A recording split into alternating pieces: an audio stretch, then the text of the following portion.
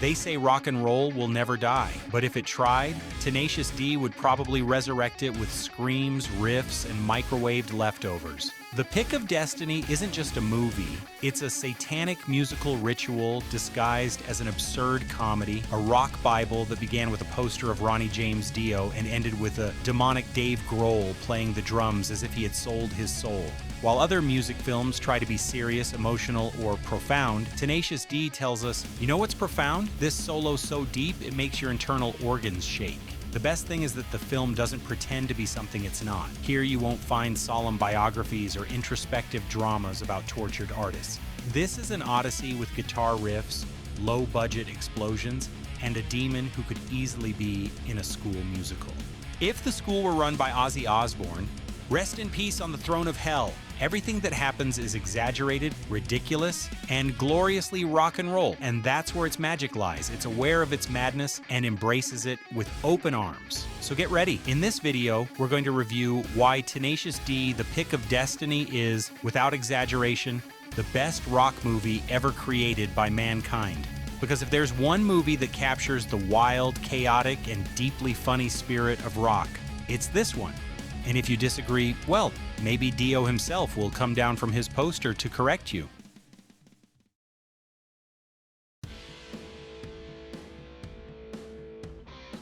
Before destiny called them to the big screen, Jack Black and Kyle Gass were already plotting to conquer the universe, or at least the stage of a bar that smelled of stale beer. Tenacious D was born as a comedy musical duo in tiny dive bars in Los Angeles, where the audience consisted of a group of friends, a couple of curious onlookers, and some guy asleep on his beer. Their proposal was simple, to sing songs so epic that they seemed to come from a heavy metal oracle, but with lyrics about burritos, friendship, and the devil during working hours. This contrast between the sublime and the ridiculous earned them an immediate cult following. And when HBO offered them their own show, they proved that they didn't need pyrotechnics, just acoustic guitars and the confidence of two guys who believe that a well-placed chord can defeat the devil himself. The leap to the big screen was inevitable, as if the gods of rock had said, these mortals deserve a movie and also a demonic pact. Thus was born The Pick of Destiny, conceived as a false origin myth about how two untalented slackers could become rock stars. The goal to mix comedy, music, and an adventure. Of course, the production wasn't that simple. A studio had to be convinced that investing millions in a movie about a magic pick stolen from Satan was a great idea. And surprisingly, someone said, sure, why not? There was probably too much beer or extra crispy Bob Marley at that meeting, but bless them, because thanks to that, we have this classic today. When the film hit theaters in 2006, it didn't break the box office. Tenacious D was never about cold numbers, but about warming hearts and eardrums. Little by little, fans began to treat it for what it is, a hidden treasure of rock cinema, the kind of movie you watch with friends, beers, and cheap pizza. Today, The Pick of Destiny lives on beyond its initial box office performance. It's a rite of passage for anyone who loves rock with a touch of madness. It doesn't matter if you're a concert veteran or someone who only sings in the shower, this movie reminds you that deep down, we all have an inner JB ready to shout, even if the neighbor calls the police. This movie doesn't just talk about rock, it breathes, sweats, and drools rock. From the first chord of Kickapoo, you know you've entered sacred territory. The script turns the genre's great cliches into something so mythical that even medieval chroniclers couldn't have told it better. There are prophecies, pacts with the devil, and a legendary relic, the famous Destiny pick, carved, according to the film itself, from the tooth of Satan himself. Nothing says authentic rock like a pick made from Satan's tooth. The brilliant thing is that the film never mocks rock as a culture. It celebrates it through excess. It is a blatant homage to stadium concerts, impossible solos, and legends who swore they had made pacts at crossroads. Every scene is peppered with references that only a lover of the genre would instantly catch. From Dio's talking poster to Meatloaf's cameo as an ultra-religious father, everything exudes complicity with the fans. And the climax with Dave Grohl as Satan, I can't say anything else. It's amazing, incredible. I love it. It's the best part of the movie for me. The best part is how rock music drives the narrative. It's not just decoration or background noise, it's the force that pushes the protagonists lie, to steal, or walk miles to get a magic guitar pick. Without rock, Jables and Kyle would just be two overweight guys trying not to fall asleep on the couch.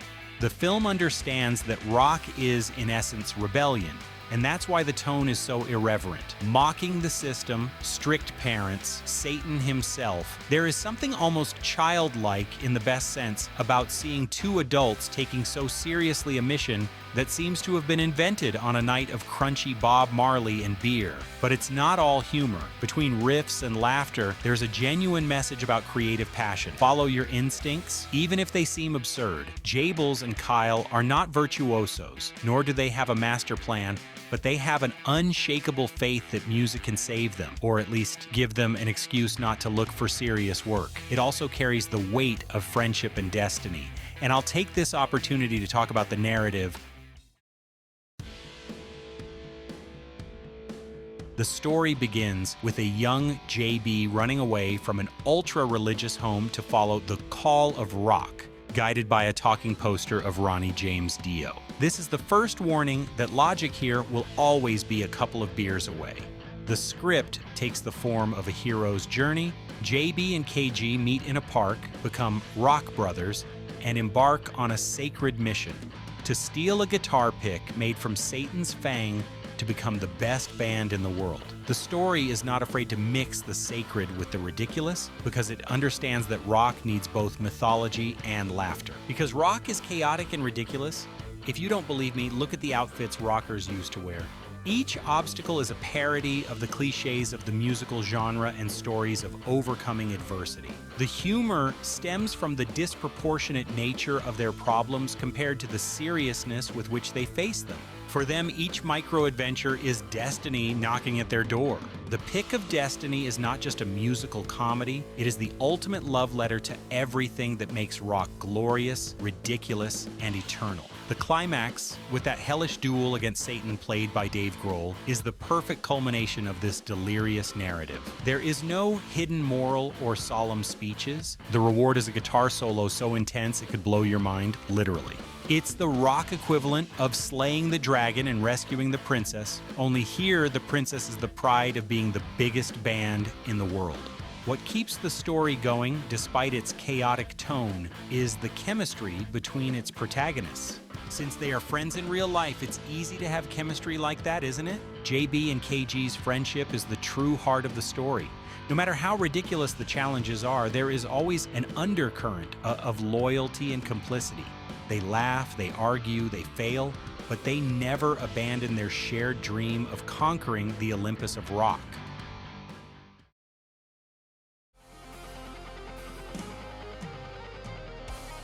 The best-kept secret of Tenacious D is not the magic pick or the demon with glowing horns. The songs are not mere accompaniments. They are the backbone of the plot and the driving force behind the best jokes. And the funny thing is that the movie is basically a musical. They've managed to make a musical where not only did the musical part not bother me, but I often listen to it in my daily life. The most brilliant thing is that the film never sacrifices musical quality for easy jokes. The songs are composed with great care. There are memorable solos, well-constructed harmonies, and lyrics that, between jokes about burritos and demons, hide an absolute respect for the genre. In the end, what makes The Pick of Destiny a gem is that unlikely alchemy, humor that laughs at everything, even itself, and music that beats with a true rock spirit. It's impossible to watch the film without feeling that somewhere in the universe, a bearded rock god gives a thumbs up in approval. And since we're talking about the music and rhythm, I'm going to take this opportunity to explain the editing. Okay, this is where I'm going to get a little geeky, but I promise it'll only be a little. The editing of the entire film is excellent, perfect in my opinion, and now I'll explain why. I'll start with the editing of the musical numbers. This isn't like any other musical. Here, when they start singing, the film literally turns into a music video. I'm not exaggerating when I say this. They did it on purpose. Let's analyze Kickapoo, the first scene of the film, which is also a musical. We start with a take of JB's house to give context, then suddenly zoom in on the window of the house and make a cross-shaped transition, a transition that we could call tacky and that I would normally tell you never to use, like circles and hearts, but here there couldn't be a better one, not only because it emphasizes the religious vibe of the family, but also because the whole movie is cheesy, absurd, and doesn't take itself seriously. So having a cheesy transition fits perfectly with the tone of the movie. The whole part that shows the family at the table until JB arrives not only puts you in context, but the cuts also follow the rhythm of the music. If you edit videos, you'll know what I'm talking about. Let's move on to the next transition in the video clip. When the father closes the door, they start using crossfade, which is basically when two images blend together to form another, and this is normally used to show the passage of time. But here it was used in a somewhat nostalgic/dramatic way because JB was suffering, but also to emphasize that JB was entering a dreamlike state, which is when he starts to see Dio moving on the poster.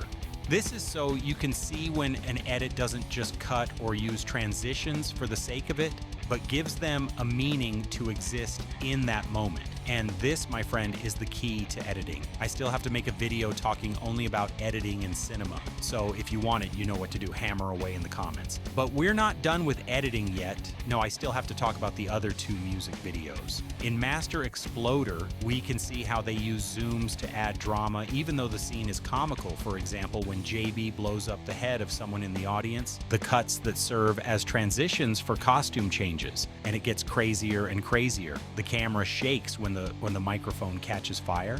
All of that makes sense. They have a reason to be there. I'd like the fucking camera to like kind of vibrate when I hit that note too. Like, everything's vibrating. Everything's vibrating. Can you do it? There's also something very effective that you need a keen eye to see and above all to do. The movements of the people also go to the rhythm of the music. And it's not just that they dance, but that they tell the story while following the rhythm of the music, but without dancing. You can also use dance scenes, but the important thing is that part of the movement tells the story as well. For example, in this part, a woman appears dancing with her head and another appears touching herself. If you look closely, the girl's touch moves to the rhythm of the music, both her touch and the other girl's head movements. This also happens in Kickapoo and in the battle with Beelzebub.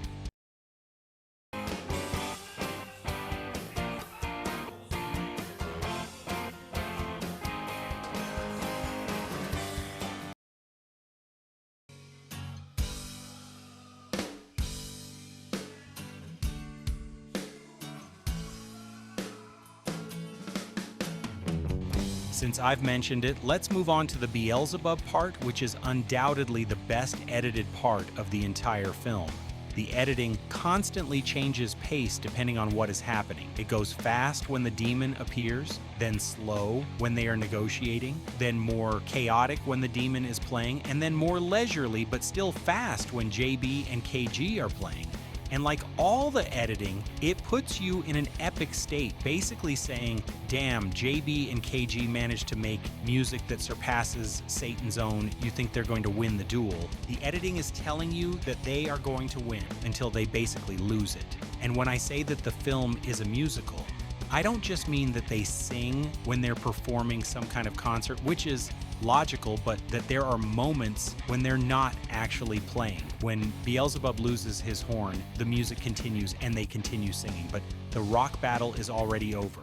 From whence you came, you shall remain until you are complete again. But apart from the musical, the editing never loses its rhythm. The visual humor depends on that playful rhythm. When JB and KG do something especially stupid, the editing doesn't think twice. It cuts right at the most ridiculous moment, or lengthens the shot just enough for the embarrassment to turn into laughter. It's the difference between a joke that's told and a perfectly timed joke. where the silence or sudden cut is funnier than any clever line. Even the quiet moments, if there are any, are precisely measured. The pace never lets the film fall into boring calm. There's always a gesture, a cut, or a reaction that keeps the comic cadence going. For me, Tenacious D is the quintessential rock movie. But since we're talking about perfect movies, I have to mention Back to the Future from 1985. That movie is considered perfect by everyone. And yes, I've made a detailed video explaining why Back to the Future is the perfect movie.